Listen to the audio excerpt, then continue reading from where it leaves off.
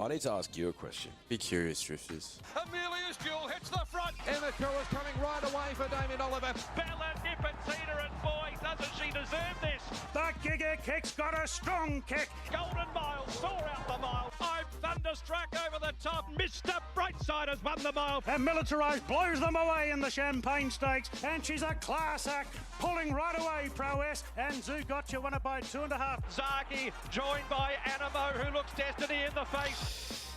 A slightly different edition of the On the Drift review podcast because unbelievably, I have a cough of the spicy equation. So we have, just to make sure that you're safe, Jonesy, I've got you dialing in. How are you, bruh? Man, I'm good. To be honest, yeah, we've taken precautions. You've got the spicy cough. I'm avoiding that, but I'm not doing myself any favours, to be honest, in terms of keeping safe. I've given it an unbelievable whack this weekend, Drifters. You would have seen on the Instagram stories yesterday morning when I handed out a tip that nearly got there, that I looked a bit, slim, and it's the case again today. It is what it is, but mate, that's self-inflicted. So no pity for me. How are you feeling? That's the most important thing. Mate, I go in waves, much like this spicy cough has in recent years. Apparently, there's a bit of a resurgence recently, and it could just be that immunity levels have been down in the city of Brisbane because of all the premature celebrating. Yeah, everyone's so depressed. They're just getting sick because of it. But look, at least, mate, you're not a victim. No. You're cracking on with things, which is the most important thing. That's exactly right. And some sensational horse racing actually buoyed my spirits. And to be honest, I'm not feeling too bad. I just get tuck it out, by the end of the day. So, but definitely nowhere near as bad as the first time round. Holy shit, that really knocked me about. I think I lost like 5 or 6 kilos the first time. Oh, really? Shit. Yeah. I was talking to G just before about it. How many times have you had it now? 3 times or just twice? No, this is the second time I think that it's been recorded, like that I've... Yeah, recorded, yeah. Yeah. So, but who knows, mate? It's one of those things. Mate, we're not running a race, mate. we're not running a fucking race, mate. No, we're not. All right. But yeah, so I could tell that you were, out and about because you're not as respondent on text messages as you typically are. So what were you up to? Who were you seeing? My phone just goes MIA when I'm out and about. So she's been mentioned on the podcast before, Megan Cuzzy Jones. It was her 30th yesterday. So, a whole bunch of the work crew was getting on it yesterday responsibly. It just ended up being one of those nights, which let's be honest, for me, most of those nights are those nights. So you just got to roll with the punches. But one thing I noticed yesterday, we're getting some good tips. The guy who's given us the source tips in Sydney had a terrific day. Yeah, you know what really was a dampener for that was some of your cousins in the last really putting a dampener on the source's tips. So whoever Barbara, Joseph, Paul and Matt Jones are, who are training super helpful, not helpful to the source or me, training a bloody $60. At 60s, mate. Are you fucking kidding me? Oh, mate, that hurt my soul. Like, I was telling everyone who had listened yesterday, which probably wasn't many people, I was like, call me Sydney to Hobart because I'm coming home with a wet sail. if Kayobi got up, I would have been home and hosed. Would have been spraying champagne left, right and centre. But it wasn't meant to be. No. It wasn't meant to be, was it? No, he had my fate sealed. And it's funny because as we typically do for our review podcast, we reach out to the drifters and Like, I was sick enough before Kayobi lost that. Yeah, you're already sick. I know, but I was, oh God, I was like physically ill after that. Oh my goodness. But Lachlan Tognella asks us yesterday, does Kayobi win if he doesn't take the rail run? I don't know about that. I think it was like the only choice that he really had, I think. Yeah, that's a terrific question. I haven't wanted to read you to, but watching it in the run, I just never felt comfortable watching that entire run. Do you know what I mean? When he got shuffled back to like worse in midfield, I'm like, what are you doing? And I think, it's just one of those things. But it's actually really interesting in the steward's report for this horse as well, because he's actually bled from both nostrils. So has he? Yeah, so he'll need a 3 to 6 month break from the races, Kayobi. So I think you can obviously be a bit, for all things considered, this horse has actually run out of its skin. It has. I hope he's okay. Yeah, wow. Yeah, it kind of puts like, the source's best bet into insignificance, you might even say. So, I'll tell you what, this source guy coming to the fore when the victim's gone missing, we needed some source, and the source came through. It did. Now, the other questions that were posed from the drifters, mate, and we're not going to bury the lead any further here, drifters, because Brad Tyson 81, who actually left a comment saying the Gold Trip was stupid odds, and how right he was for the term. He was very right. So he basically, and Dean Piro had a very similar style of question, but basically saying, is Gold Trip the best horse in the country? I'll start saying, I don't think so, but this horse has run second in a Caulfield Cup. He had a bloody barrier trial where he ran about 6 in a Cox Plate last year, which was the perfect setup into him winning the Melbourne Cup last year. Now, that Turnbull win, not many horses can actually win like that. And I think there was a few things in his favour. It was a really hard run race up until like the 600. They were going quite a decent tempo. So that brought him in. The rain during the week obviously cushioned the track for him. But I think what we also learnt out of that was I think he was about 5th in the Turnbull last year. He won a Melbourne Cup at Flemington. I think he's just an out and out Flemington horse. Nice long straight. Won't get into any issues during the straight. But my God, he is a serious, serious animal, this horse. Yeah, he's terrific. Like, you don't beat up a field like that, like you did yesterday, without having, obviously, like a decent engine under the hood. Is he the best horse in the country? No, he's not. And you've outlined exactly why he's not, because he needs a truly run race. He needs a bit of toe in the ground, and he needs the right track. Yeah. So, like, take nothing away from him. Like, he's a terrific horse. Yeah. Like, yeah, you point exactly. He's run second in a Caulfield Cup. Pretty sure he was a toppy there. He won a Melbourne Cup as a toppy. He's just brained him in a Turnbull. So yeah, he's a terrific horse, but no, he's not the best in the country. You're breaking up a little bit, but let me go through what Mark Zara said after the race, which is, this is Mark doing Mark's best work, right? So when asked about Gold Trip's performance, he said he's got to go to the Cox Plate, surely. There are a few of his major rivals there, and the way he won, why wouldn't you go there? If they've got any brains, then they'll go to a Cox Plate instead of the Caulfield Cup. It'll all work out perfectly for everyone. Now, Mark, why would you be saying that? Is it because you're on the equal favourite in the Caulfield Cup already and you don't want to make one of the most difficult decisions of your life? Yeah, wow. There's no interest like self-interest. Am I sounding all right? Yeah. You're sounding okay. You're sounding all right. Okay, good. Look, what are your thoughts? Because obviously, you've got, like I said, there's no interest like self-interest. You've got some self-interest in the Caulfield Cup, right? Without a fight versus Gold Trip and 57, 58 kilos in a Caulfield Cup? He'll have the top weight at probably, 58 and a half, 58? Yeah, and then without a fight, 55, is Yes, 55 and a half.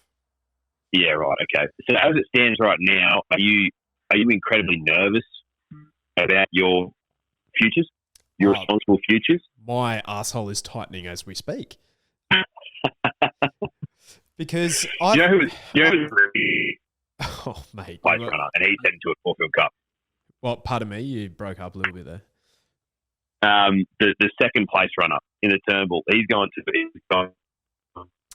Solcombe heading to a Caulfield Cup. Yeah. Yeah, I think I want them to go towards... I think if I was their stable, a Cox Plate obviously makes a lot of sense, but was he... Because he is a Melbourne Cup winner, is he going to be wanting further now? So a Caulfield Cup would make the most sense, and then you could then it's 2 weeks into a Melbourne Cup after that. That's like the perfect space in between runs. But my God, the way he won that, he's right up to his at weight for age. He is right up to these in a Cox Plate as well. And I think the other thing is if there's a sprinkling of rain, you basically accept for him in wherever in all three. And if there's a sprinkle of rain, then you run him. Yeah, of course you do. 100%. But which is my point, with him. But take nothing away from the horse. I would never have tipped him in that race yesterday. But he needs a bit of toe in the ground. He needs the right track. He needs pace on. You know what I mean? Like I think the best horses in the country are the ones who can be more tactical, right? The ones who are a bit more bulletproof. So as it stands right now, like Mr. Brightside, like he could have been in that Turnbull race yesterday in a truly run race, and he could have run really well as well. Do you know what I mean? But he could also, if it was a sit and sprint, would have done well as well. So and if it was a wet deck, if it was anti-clockwise, clockwise, doesn't matter for Mr. Brightside. So for me, that's the type of horse that I'm going to say is the best horse in Australia. Do you know what I mean? Yeah. And I think I'm going to kind of disagree with you there because what we saw first up from this horse, I think it was over the 1,800 or 2,000 metres at Moonee Valley in that benchmark 100 that Young Werter won. Now, that was run at an absolutely farcical's pace. And we saw him on a good 4, good 3. He absolutely rocketed home, which is actually why I was like, tell you what, this horse has come back as good as ever. And I actually put him in my selections. If you watched on YouTube Drifters, we do a preview of, we give a first 4 for each Group 1, and yours truly actually had the first 4 in that race, which was paying about $2,500. Now, did I have a cent on? Did I have a cent on? I absolutely did. No. No. Obviously not in the winning order because we both had Romantic Warrior on top. So, Josh Bunny asks, where can Gold Trip get to this spring, Cox Plate or Melbourne Cup? I think he wins one of the big 3. That's how well he's come back. I don't think that's out of his grasp. Yeah. Well, I can't disagree. And the fact that he won the Melbourne Cup as top, yeah, and those northern hemisphere imports who comes in, gets in at a good weight, wins the cup, and then is handicapped out of everything. He won as the toppie, so he's in it up to his eyeballs. I'd much rather bet on him though in the Caulfield Cup or the Melbourne Cup than the Cox Plate personally. Yeah, okay, that makes a lot of sense. Honestly, I think the Melbourne Cup, he could go back to back. He's absolutely flying. Romantic Warrior, mate. Let's talk about him. you got a good price if you waited. He got out to about $2.50, $2.60. And by all reports, he looked terrible in the yard. So he definitely needed the run. Are you dropping off? No, I don't think so. Hindsight's a beautiful thing, and all the noise this week and last week leading up to today, there's a lot of negatives in his favour. I'm not dropping off. I think he'll take a lot out of that run. And yeah, acclimatising more.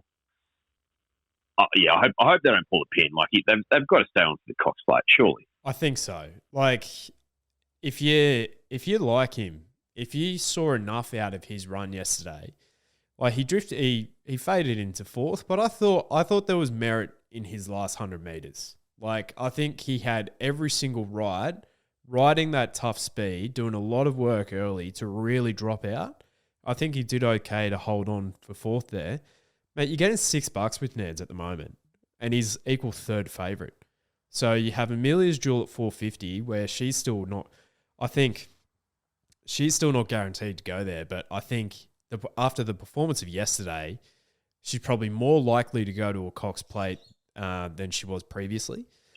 Gold Troop's your second favourite at $5. Mr. Brightside and Romantic Warrior at $6. Yeah. As it stands right now, he's still not probably in the Cox Plate.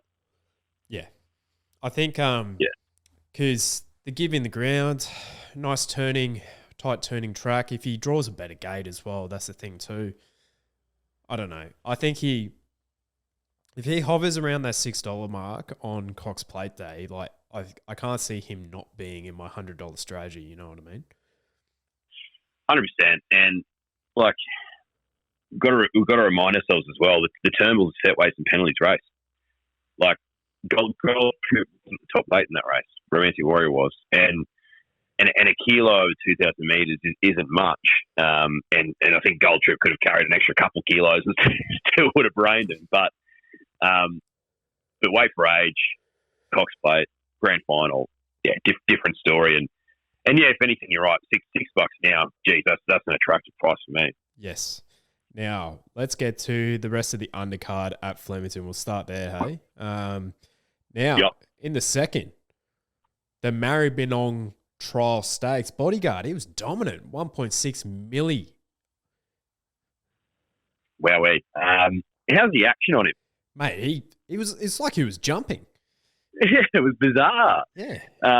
But he's fast enough.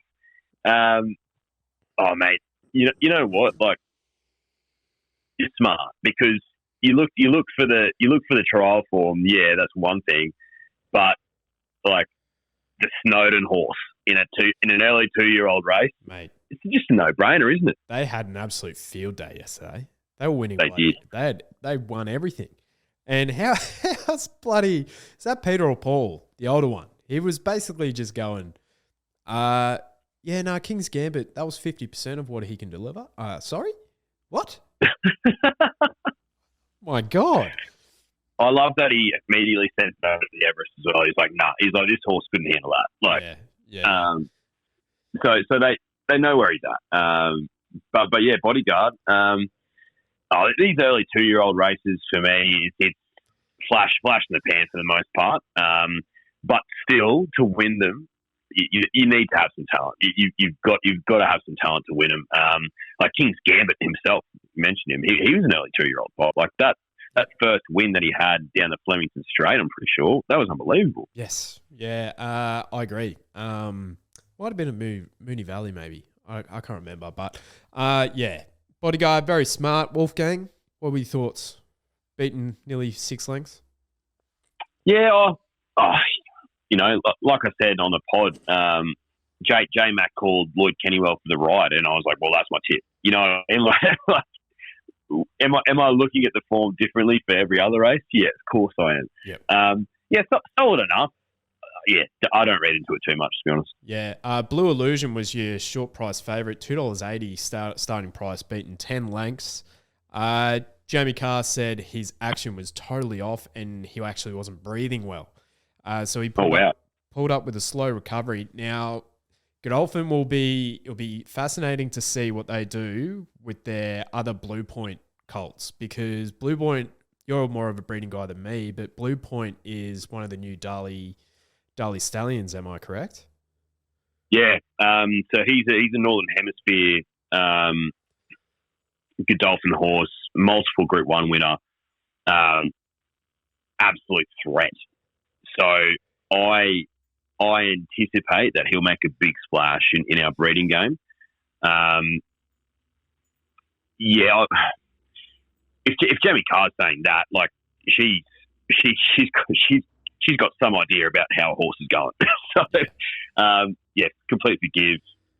But yeah, I'm keeping a close eye on Blue Point progeny, that's for sure. Yeah, and because if they do come right, then that's fine. And this is obviously a very small sample case. But what you can see from certain stallions is some of them have those breathing issues, which are just like in their DNA.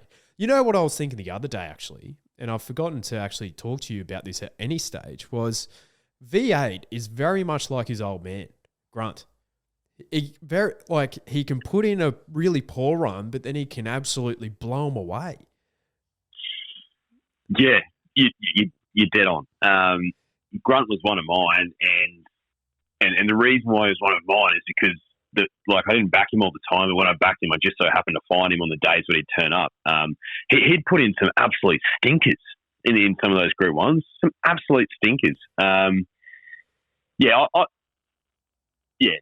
think Blue Point will make a big splash. Like I'm looking through this field now, right? That the Bodyguard race that he's won, and there's 2 Blue Points in this race. They ran 7th and 8th. One in the Godolphin Silks, one with the Murray Eustace camp. And I'm reading through. So Bodyguard's by I'm Invincible. Like I'm Invincible is one of the best sires in the world. You got Street Boss, the sire of the thing that ran second. That's Anamo's sire. Zoostar, Exceedant Excel. That's another Darley sire. So you think, lol. In the 6th, 2 Blue Points and an I'm Immortal. So yeah, I'm fascinated by the breeding game, as you know. But these early 2-year-old types, I'm Invincible.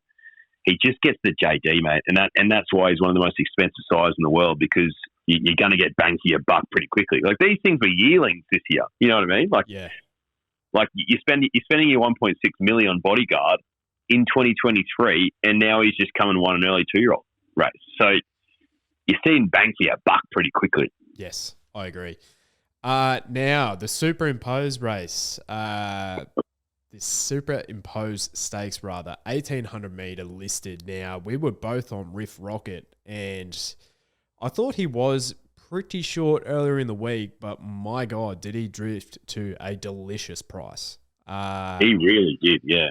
So he opened $5. He got into about $2.50 during our preview, but he got out to about $4.40. My God, this was some win, mate. So J-Mac gave him an absolute peach, but just behind the speed. But I don't know if you know much about the American Pharaohs, but Chris Waller's saying that this is clearly the Derby horse for Team Waller. Now, he was $31 in the Derby prior to the run. He has been absolutely crunched into about $4.50, which is disappointing. But I can understand why, because looking through the sectional data for this horse, he actually recorded the fastest last 200 meters of the meeting. And that was with J-Mac holding him up. There was 7 shorter races on the day, mate. He has absolutely smashed the clock. Wow. That's incredible. Visually you're watching that race, and that's a dominant win. Up with Gold Trip's win, right? Yeah, but that's actually unbelievable. Mate, so he's run home quicker than Star Patrol. Star Patrol had the second fastest last 200 of the meeting, I'm pretty sure. And yeah, this also, I was rewatching his Sydney runs this morning behind Snowman and around Snowman. I think they're both very. Shut up, Siri. Shush. Can you not, Siri? I was watching, his runs behind and around Snowman in Sydney, and I love his action. He really gets into his work, but tell you what, he might really appreciate the Melbourne way of going, this horse. Yeah, you're dead right. And how good is Chris Waller? So he's got Snowman, who's beaten this thing last start in a midweek race at Rosehill, and he's looked at that race and thought, yeah, no, I'll take Riff Rocket down to Melbourne for this, name him in a derby, and I'll keep Snowman in Sydney for a spring champion. Yeah. So, how good is he? He could have easily have sent Snowman down to this race as well, or alternatively had Riff Rocket go to the spring champion as well. But he's better. He's better. He's better. You know what this win actually reminded me of, and you might scoff at me, but this same horse, same jockey rather, same stable. This win reminded me a lot of Home Affairs in the Coolmore. Just the arrogance and how easy it was. Yeah. Totally different race shape and that sort of thing, but that's what immediately came to mind for me. Is like, my God, this thing is just better. So what are you taking to now before the Derby? There's typically I always think to that it'd be probably in a Moonee Valley race. No, yeah, but that's a week before the Derby. That's right. Yeah, and that's the Johnny Get Angry form reference, drifters. I think it's about 2,000 to 2,400 the week before. But there's typically a nice lead-up run at Caulfield about 2 to 3 weeks out on Caulfield Cup Day. Now, that's the race that Warning won in the lead-up to the Derby. So there's typically a pretty decent form reference there. There's also, typically the lower class ones, there's a Geelong race meeting, which typically has the winning you're into the Melbourne Cup. There's a one for the 3-year-olds there over 2,200 as well. But I'd say if I was Team Waller, you go to around the 2,000 metres at Caulfield, I'd say. Just a nice little tick over. Get him another run at Melbourne way of going. Yep, I'm with you. All right. But good luck to anything behind him beating him. My God, that was simply amazing. Now, drifters, the next race that we're looking at is the Edward Manifold. Now, who's the biggest dickhead in this room? Me. I'm the only one, to be fair. Group 2 for the 3-year-old fillies, 1,600 metres. You tell me, Declan, how many times have I mentioned Zardozi on this podcast this season? Oh, mate, too many times. And if you go back to her previous runs, this prep, you're like, this horse is looking to win a race. Just hasn't had any luck. I know, and its form has frankly looked pretty average. But it went around last Sunday, and it had it basically just had a little barrier trial there because it had no luck. But the wide stretch of Flemington, it finally gets out and shows what's under the hood. Turns out it's pretty smart. Oh, mate, that was arrogant. Absolutely arrogant. There were some wins yesterday that they call it moving day for a reason. The writing's on the wall. So where do you take this filly now? A lightly weighted chance in an Empire Rose, maybe? Oh, I don't know about that. She's out Kingman. Kingman breeds stayers, am I correct? Yeah, you're right. Oaks filly. Yeah, I'd say so. But, God, that was her 4th run of the prep. She's already pretty deep into a prep now. So, I don't know. Maybe a bit of a crossroads for him. I'm not too sure. Because you had some horses in behind here, say Coco Sun was pretty good running down late, and Ethel Maud. I'd say they're probably some Oaks fillies as well. Coco Sun is out of the Autumn Sun, by the way.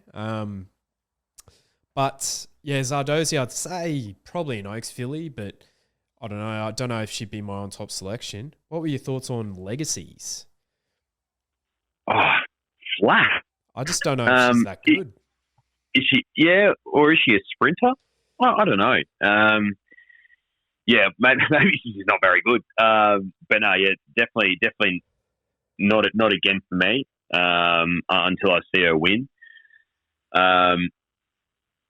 Yeah, Zardozi's is the one. Like, and do you know what makes me think of, mate? Mm-hmm. Why is 1,000 guineas not anytime soon? That's a great question. Unbelievable. It's a great question. Racing Victoria just trying some stuff, and not everything you try works, Now, Legacies is out of Justify. Now, Justify is basically leading the pack, one of the leading of the pack when I sent you that second season size stat. He's fourth on the list there, 7 winners from 23 runners, so 30% winning strike rate. So I think the Justifiers are pretty decent. So I think she's obviously got that. She has that residual value when she eventually goes to start as well, but maybe put her away. She'll be a better autumn filly. Could be right. Who knows, mate? Now the Danehill. Now the one who's actually leading those stats is the Harry Angel. Harry Angel, the second season sire. So Stretton Angel, mate, she's very smart. Oh, mate, yeah. I was on Iron and Softball Drifters, and I felt for you. He looked like he won it about 3 times. Yeah, I was convinced he was winning the race, and I think he just got beaten by a smart one. You're right. Like it hurts. But so she's had 4 starts, and she's finished in the Quinella every start, right? Like, do you take her to the Coolmore? Surely. Oh, I think that's, especially with the Phillies' results in the Coolmore in recent years, mate. In secret September run, like, why wouldn't you? And I think the thing for her though is ticking that 1,200 meter box as well. She hasn't quite done that yet. She's won she's won at the 1,100, second at the 1,100, and then she's raced over the 1,050 as well. But I don't know. I don't think there's that much of a worry that she could get there. No, not based on that. Like, she was a little bit green once she actually got out front because, and that's what made me think Iron Softball was going to win that race because she sort of lost her way a little bit. But once she finally knuckled down, which there wasn't much left to go when she knuckled down. She's a smart one. One to follow for sure. I'm just going to quickly rewatch this so you can kind of listen to the Matty Hill here, the last 600, because I wanted to just see, because I think I'm Unstoppable had a bit of a poor. He was ridden out of his comfort zone, I think. He didn't have anything to bring him into the race, but to be fair, Stretton Angel didn't either. You know who was a sneaky good run with a bit of a return back to form was Don Corleone. Don Corleone. He was good, but... He was good. I think, for me, I think you can put a line through the run for big old Archo Nacho. He was just a pinball there yesterday. He was just... Nothing went right for him. And it was actually quite ridiculous that apparently they were talking about Everest for this horse. But at the same time, he was a bit flat, but... The good news for you, mate, is that I owe you 1 plate of nachos. So that's good for you. You do. I forgot about that bet. Yes. Yeah. Look, out of the race, I think the top 2 are the ones you want to follow. I'm still a believer in I Am Unstoppable. I think he's a smart pony. I'm looking down the list for this race. In last place, Kadinsky Abstract. Oh, my God. $3 million. Oof. You'd be getting nervous, wouldn't you? Oh, 100%. Full brother to Sunlight. Oof. You don't... Yeah, and this is the thing, Drifters. Blinkers on first time doesn't necessarily work every time. Because we saw Cafe Millennium last week. He just didn't appreciate it. And he's probably not the best example because he's a nutcase. And Yep. but Kidinsti Abstract, I think a lot of punters and a lot of people would have expected more from that horse. So if he goes to a Coolmore at about 50 to 1, I have to have $5 on him. Just because the talent is there, you know. Just because of the trainer as well. Like he can turn off. Absolutely. Libertad, no good. No, I think we were right to risk him. But I agree. I think the top two are the ones that you want to really take away from the race. If Archo Nacho goes to a Coolmore at $10, I could be interested there just because I can forgive for one poor run, you know. Yep. The Rose of Kingston was the next one. Now, Drifters, if you were listening to my learned colleague and I during the week, we said sometimes we're better. And you know, we actually didn't get a run for our money in this race because Skewish was crushed at the gates. But at the same time, we said that we saw $1.60 for Princess Grace, and we were like, where can we make some money here? And we were right, mate. I think she just doesn't like sticking her neck out past the winning post. Oh, mate, $1.65 or whatever she jumped at with the good people at Ned's. Like if you're whacking that, I'm in disbelief at that. You know what I mean?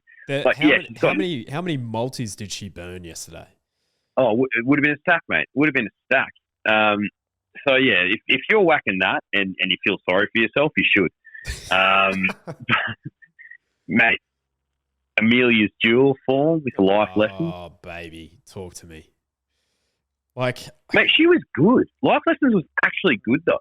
Mate, she is very good. I'm looking through her form again because I can't quite remember, but it wasn't last prep. It was the prep before. I reckon it was the spring before. Yeah, she had 3 wins in a row, defeating horses like So You See, Billet Rich, who I think was in that same race, and rode to Arataki, who was third there too. I think she's pretty smart. Like, they probably tried to step her up in grade during the autumn, versus the likes of like Scalapini and Foxy Frida. She probably just didn't come up that prep.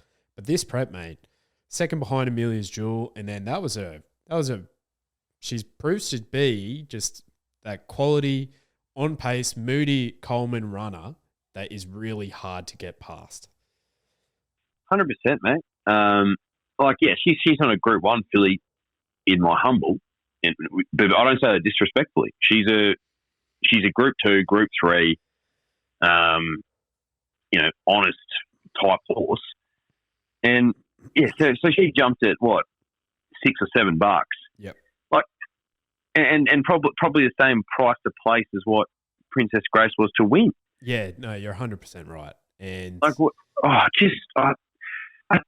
don't understand some of the prices we've seen this spring, Daniel. Unbelievable. I know, mate. I know. Let's get to the Bart Cummings now. First Immortal had some I Am Unstoppable vibes about him. I feel like 200 from home, you couldn't have enough on responsibly.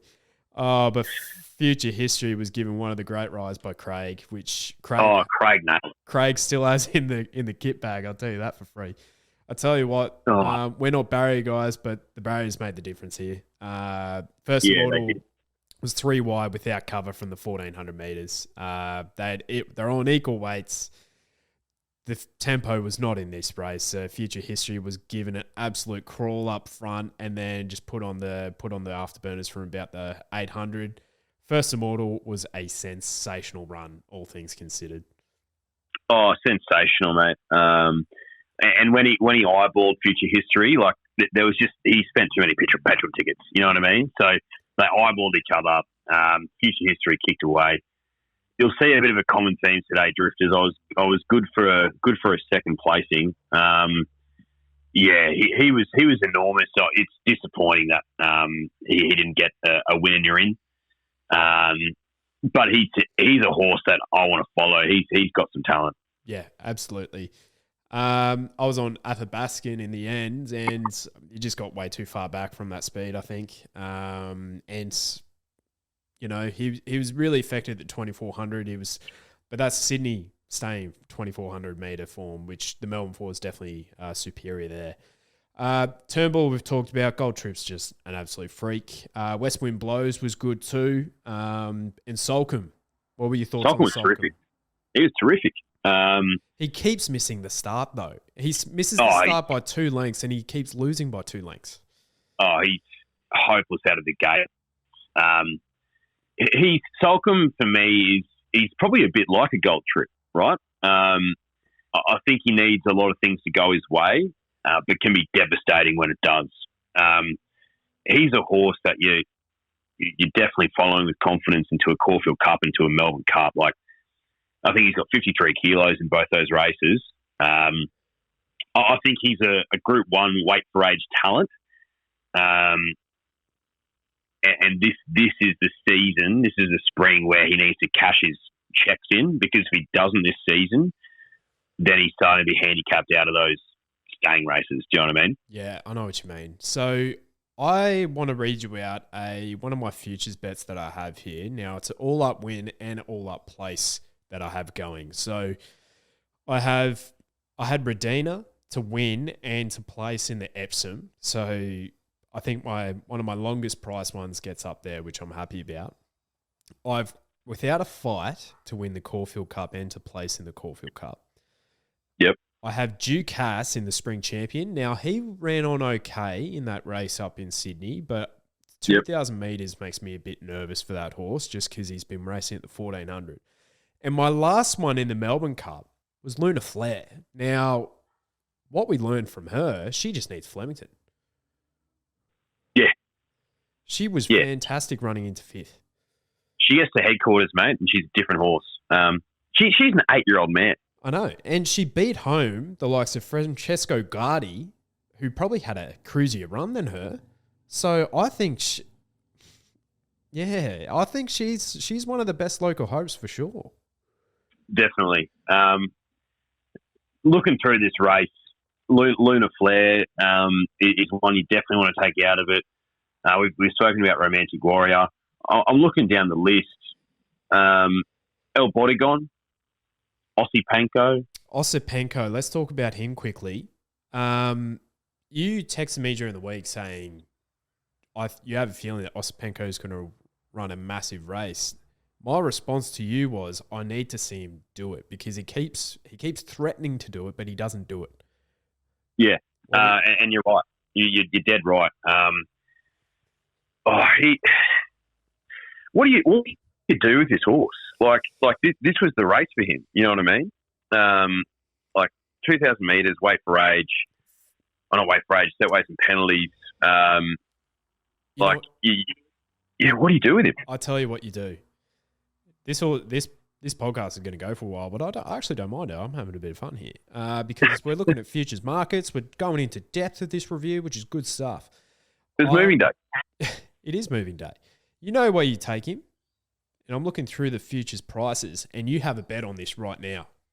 You take him.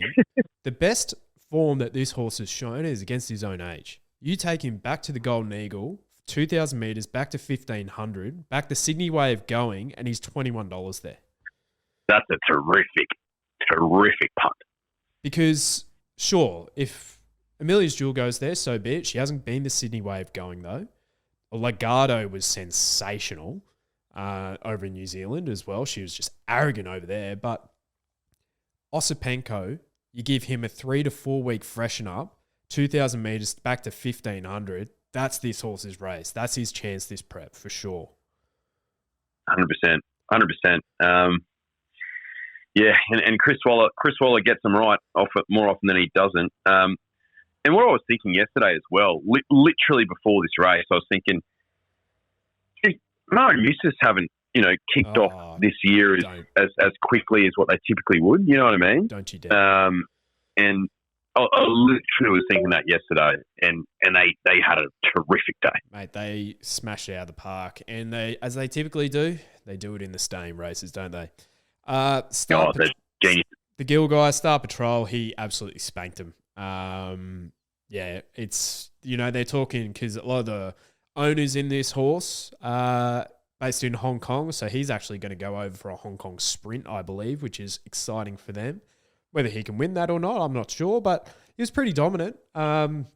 Triple Missile was solid. Cess Magique for us. I don't know. She was. I think I'm lobbing her in, I guess, the Osipenko bucket. I need to see her do it again before she's a betting proposition for me. Yeah, I agree. She got smashed, mate. She was $6. She got pumped in the $6 earlier in the week. She started $3.60. Got pumped in. Full respect to Star Patrol. Like, I watched that resuming run, and he fell over the line. And I was thinking, oh, geez, that's going to take the wind out of his sails. I'm happy to take him on next start. But he's just a tough horse. He's a tough horse. He's going to be up on pace. Loves the straight. Out and out sprinter. Is he going to be a Group 1 star here? No, he's not. But he's going to be around for a long time, and he's going to cash some checks, mate. Like, he's won $713,000. Yeah, he's a 5-year-old gelding. You'd be stoked. Oh, you'd be stoked. You would be. And I think now in the last was the Paris Lane Stakes at Flemington, 1,400 meters. Tamer Lane for you and the victim, I should say. This horse got smashed. You know what it did though, mate? It franked that Redina form as well. I think people sleep on Redina. I think he's pretty smart. People sleep on him. You think he's pretty smart, mate? He's won a fucking Epsom. Yeah, but he's a good horse. People are saying that yes, he had the dream run, and they can't possibly see that horse winning a Golden Eagle. I tell you now, if you wanted something that's a good each way bet in the Golden Eagle, Redina will be heading there, and the Epsom form has sensational, Colding won it the first year. He reminds me a lot of Colding, that horse. Definitely. He's in the Golden Eagle up to his eyeballs, mate. Because he'll improve out of that run. He's following the exact same prep as Colding did. And Colding winning the Golden Eagle, might I add, I was on him that day responsibly. And that's one of the best wins I've ever seen in my life. Yep, I agree. Now, the Tamer Lane would have beaten the Life Lessons Princess Grace race by about a length or so on overall times. So, it's there or thereabouts. And you'd probably say that the Life Lessons Princess Grace race had better quality horses in there. So, full credit to Godolphin yesterday with Tamer Lane. I think he's back to his best. So, Yep. In the stewards report there at Flemington. So, Blue Illusion, as I said, pulled up with a slow recovery. Perfect had a slow recovery as well. Skew If was scratched at the barriers after being fractious in the gates. So she was found to be lame in the off-4. And, that's all they were talking about prior to the race too, is this is a very fiery filly. So, and Character, he was found to be lame too. Poor fella. So let's go. Let's rip through Sydney as well here, because we have some. Now we have to skip all the races that the source absolutely nailed early days because they're not listed races. So, but the source on an absolute eater. You know what he did nail though, and so did I, was King's Gambit. Now, what I will say is this horse had the cushiest run of all time, and he was still pulling his head off. Oh, mate, he's an he probably is right up there, top 3 nutcases I've ever seen at the track. He's horrific, mate. Horrific. And watching him before, that race, the Snowdens were saying, the parade and the pre-race is key for him. And, you could see that he was a lot better today. I was like, he's a lot better. He was terrible. But we've always known that. Gee whiz, there's something under the hood there, isn't there? Oh, mate, I look at these 3-year-olds. I look at, say, your Cylinder, who's a professional that does everything right. Who else was there? Obviously, Shinzo has been fantastic. Militarized, for further. But of these... He's the one. Yeah, but of the sprinters, I'm thinking, Sprinters, yep. like this. I think King's Gambit. If he figures it out, mate, he could be anything. Like he is. Oh, mate, yeah. Because he's gorgeous as well. He's Oh. such a good-looking horse. isn't he? And he has to carry around those bloody silks that Converge has bloody put a walker on. Mate, he's terrific and so well found by you. And I think a good friend of this podcast, Bradley Weston, he's a good judge, and he's been in love with this horse since day dot. He was on him as well, so I'm glad you boys cashed some checks. I wasn't on him, but yeah, I'm a fan of this horse, right? Just because you look at him, you're like, geez, he's gorgeous. Who's a gorgeous horse as well? A Celestial Legend, mate. What would you think of his run? Oh, isn't he just absolutely stunning, Celestial Legend? I thought he was great, and a lot of the chat during the week, he's by a done deal, right? And Sky is militarised. Celestial Legend's a horse that I want to see out over a mile for mine, because I think he'll be able to get a lot further. So I was happy enough with him, and in hindsight, like in a smart sprint race against these types, like probably not the smartest bet, but I was right about taking on Osmosis. Yes, mate. Well done to you, because you said he was fully wound up for that Everest slot, and even though the camp has been saying that this horse's grand final is the Coolmore, I think that might have just been some PR, because I think this horse, they were desperate to get this horse into an Everest. Didn't fall that way, and rightfully so by the looks of it, because this horse has failed when, I don't think it was a complete failure, and King's Gambit did have the suck run, didn't go around another horse, but I'm siding with King's Gambit moving forward for sure. Yeah, 100%. I've been on Osmosis every start except for this one.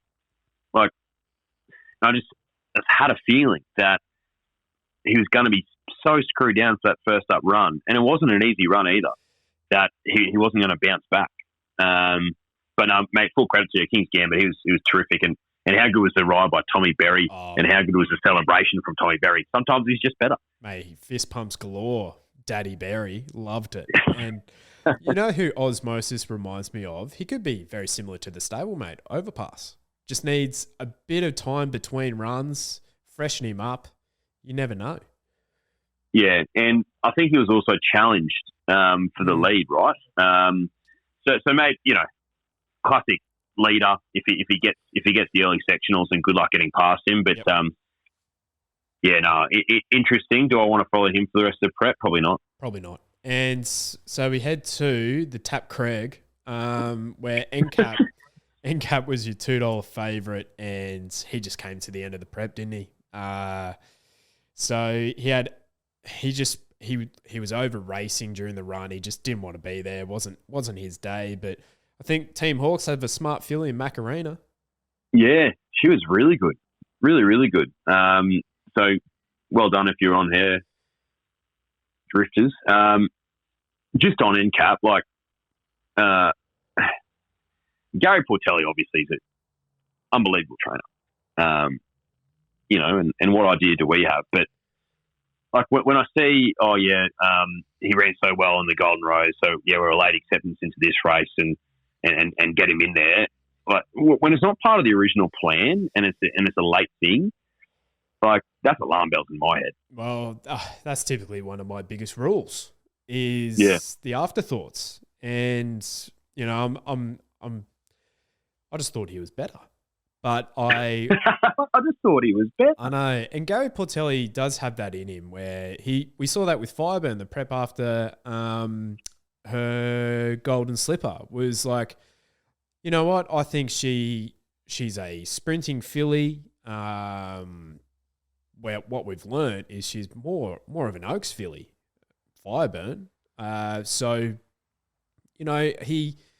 I think it takes him probably longer than others to actually figure out what these horses are, because he was talking about this horse as a miler. Now, I don't know if he's a miler, this horse. I think he's more of your 1,400 to 1,200 metre sprinter, personally. And it's not the first time that we've seen the trainers be a little bit, second-guessing themselves. And I think that's probably what's brought unstuck Artorias in the end. It's because they trained him like a miler, but he was a sprinter. Yeah. Yeah. What do we don't know though? Oh, we know nothing. Oh, we know nothing. But I think what you take out of that race is that Macarena is a smart little filly. Yep, I agree. Now we head to the Hill Stakes. Now Cooper Cordless. He asked the question, how do we assess Montefilia? She won like a star, but she doesn't win often. Now, what I'll say is Montefilia hadn't won in 12 starts, a year and a half, but 9 of those runs were at Group 1 level and our tippy-top races. We're talking Caulfield Cups, Melbourne Cups, Queen Elizabeths, Ramvets, etc. Now, I think her last win was actually in the Ramvet when she knocked off VE. So she's a serious horse. She's a 5-time Group 1 winner? 4-time Group 1 winner. She's had 20 starts at Group 1 level. Like, I think it was just the planets aligned for her on the day. And she, I'm happy to live with a result like that, because she had that runabouts for basically a year and a half. So if she wins, so be it. 100%, especially at that price, right? Like different story if you're a drifter and you're looking at Montefilia in this race and she's $10 and you're like, what? She's a much better horse than that, and you have a spec at that and she gets up. Like that's well done.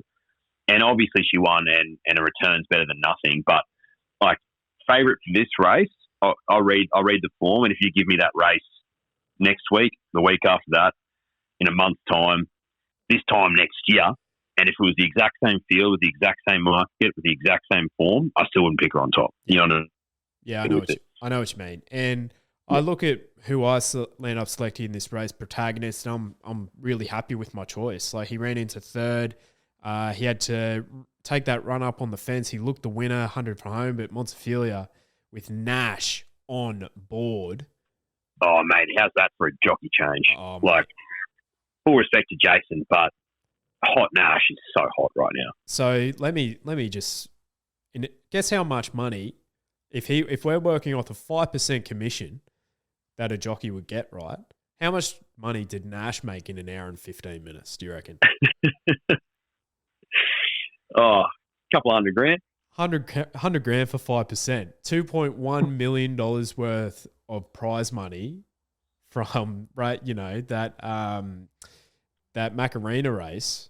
No, sorry, the Hill Stakes. Then he won on Cepheus in the Alan Brown.